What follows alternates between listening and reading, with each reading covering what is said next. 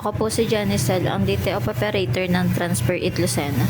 Ito po ay nagamit ng 6 na araw na may 72 total meters. Ito naman po yung printer head area namin.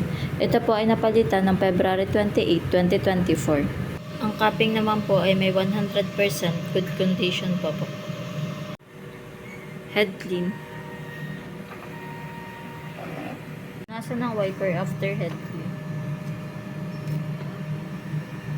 Cell test.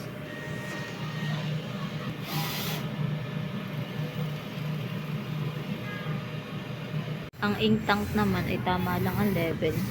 Ang waste tank ay nalinis kanina. ABR at ground wire. Nandito naman po yung stocks namin ng powder at saka ink. Nandito naman po ang film. At nandito naman po ang used ink. Nandito naman po yung aming daily output. Ito naman po yung nabawas naming white. 2 white. 1 powder. 2 film. Ito naman po yung DTF maintenance checklist namin. Thank you po.